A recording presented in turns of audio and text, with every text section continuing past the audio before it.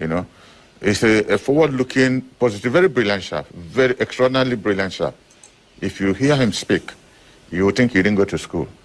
What is government really concerned about releasing him? Is it that when he's released, there's something, you know, maybe there will be an escalation or you know, of some of the evils happening in the Southeast? You know why I'm asking this? Because I know there have been court pronouncements regarding his case.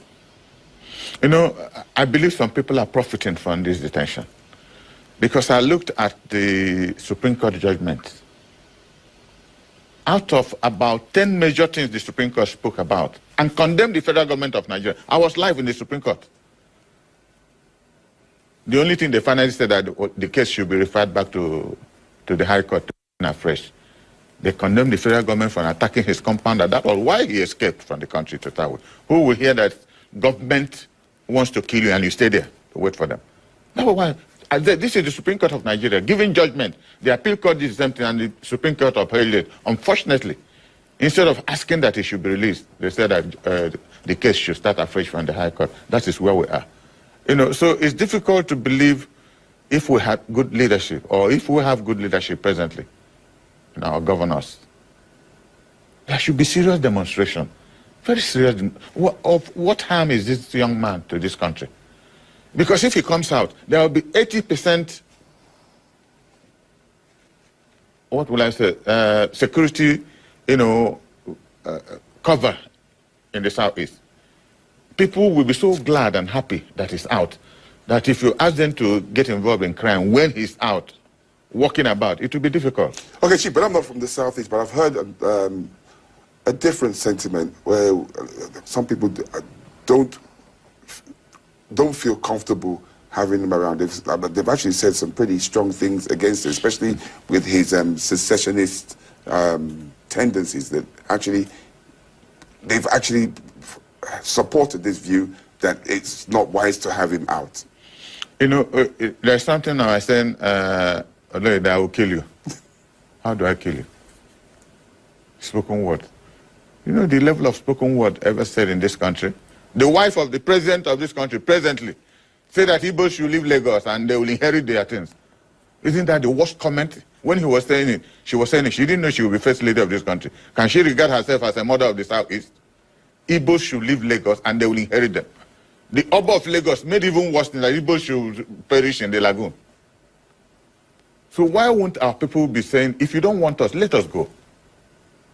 You cannot be shorter than me and be taller than me at the same time. So there has to be, that's what I said when I started talking. We don't have, our people don't feel part of this country. Because the attitude, the spoken word, the behavior of government doesn't show that they want us to be part of this government, just because of the civil war. But look at what is happening. Is Nnamdi Kanu responsible for bandits, for Boko Haram, for all the kidnappings going on in the Northeast and Northwest? Things have gotten worse than they used to be. Was it Nnamdi Kanu that started them? Nigerians are protesting everywhere for hunger.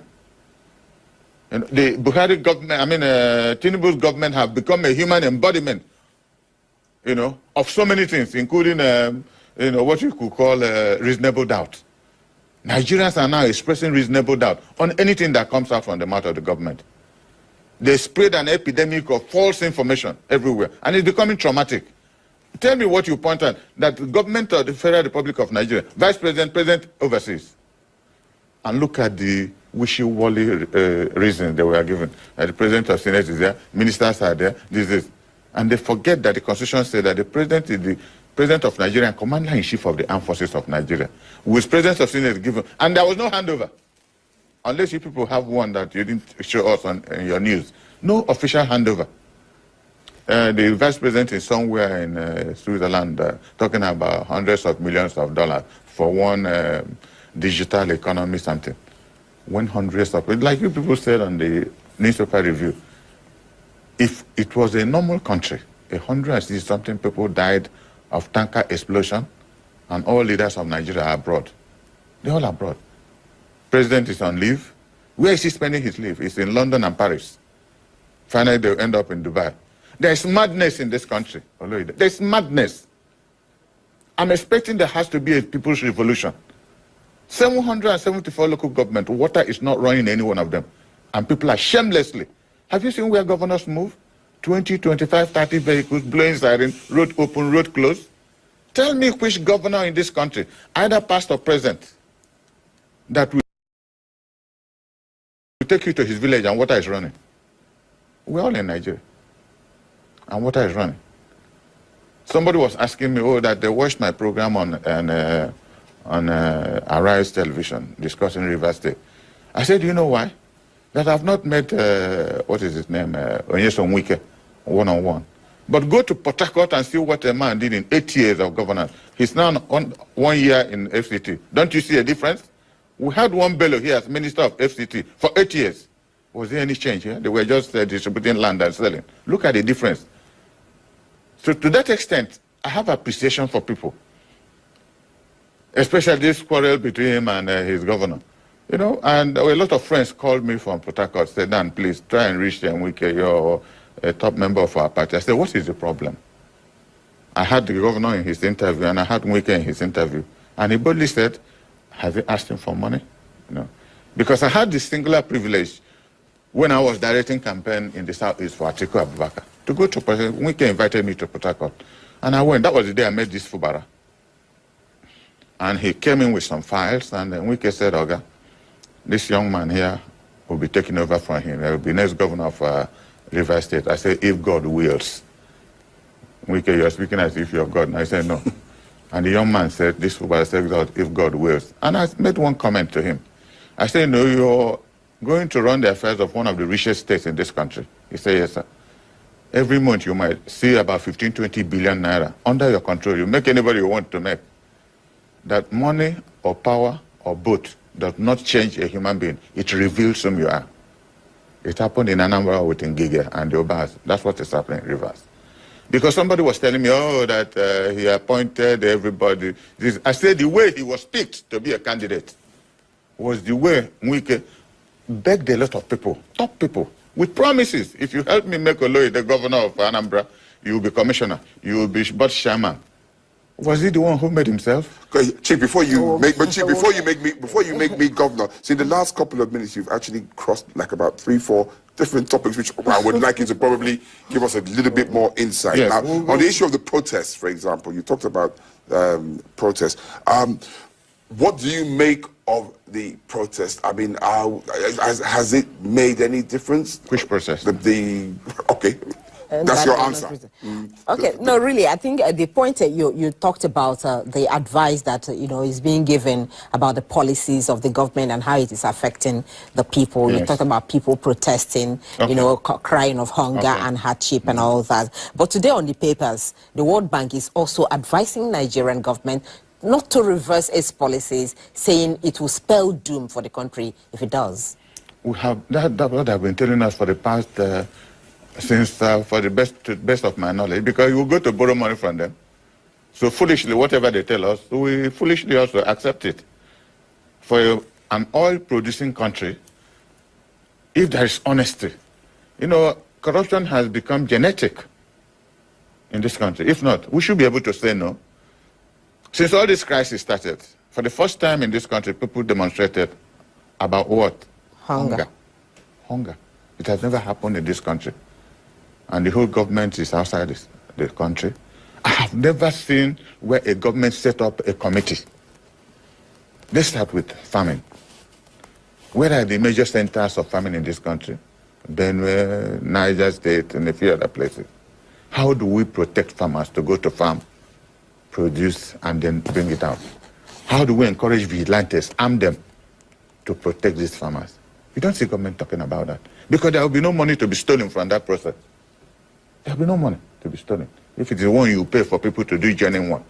But if it is to run a fronting highway from Lagos to Calabar, 15 trillion, and give it to Shaguri Group, and then to spend 22 or 21 billion to do the vice president's house, there are things happening you don't believe human beings are doing it.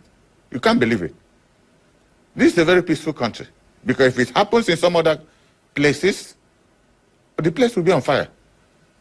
Now you go home with X amount of money. People who hitherto do not come to your house to ask for money, you weep all over the country. I come from a fairly comfortable town in this country. I come from Neu. We are fairly comfortable. But people are begging. People are begging. You know, you don't know who have, like I said when initially, we have political gladiators that have exemplary life. Even in this present discompetition, I've just mentioned Enugu and Abia State Governor, showing example. We have business gladiators like Ibeto, Shikasin Group, still maintaining their industries, giving thousands of people employment. Jobs, yeah. Government cannot even pay their staff the minimum wage. What is happening to the money? And you don't see what they do with the money. So what I'm saying that there has to be a complete reorientation of our attitude. You know, for somebody to want to serve, like this president says it's his turn. If indeed people voted for him, would he be in Europe when his country buried about something people for tanker explosion? I remember when Angela Merkel was, Merkel or whatever she answered, was Chancellor of Germany.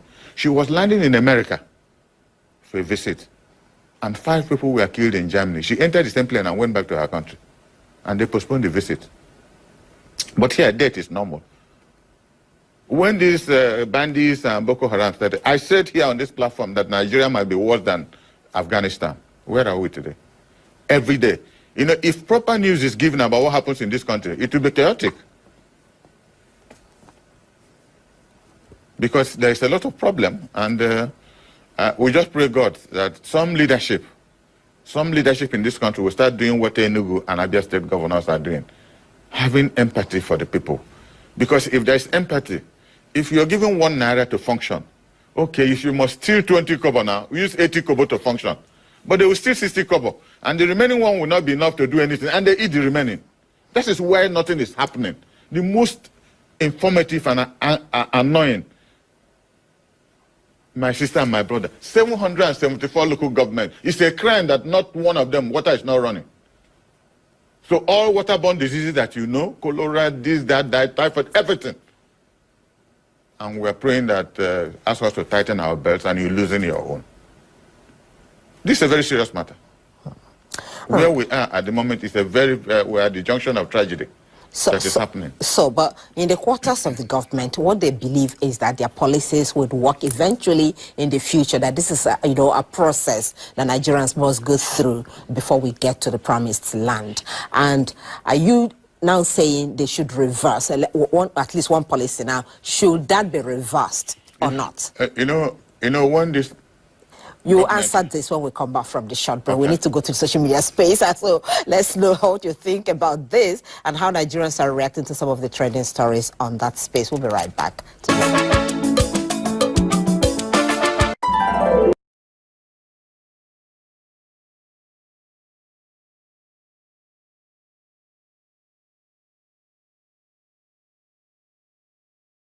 Yes, lovers of freedom, we are keeping our eyes on the ball. Keeping our eyes on the ball. When we are doing analysis, these are the reasons we are doing analysis.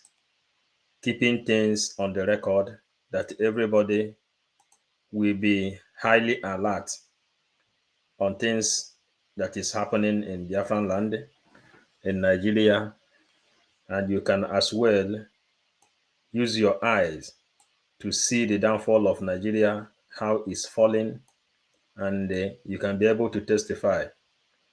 We are recording some histories, please. We are recording some histories before coming out for analysis.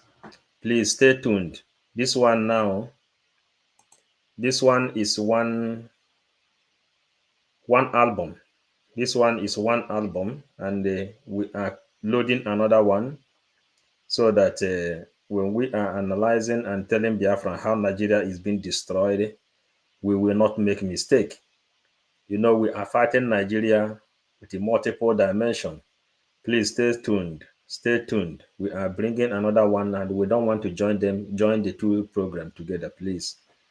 Until we come back again, we will do three program today, 3 good program today. Please don't go. I will sign off and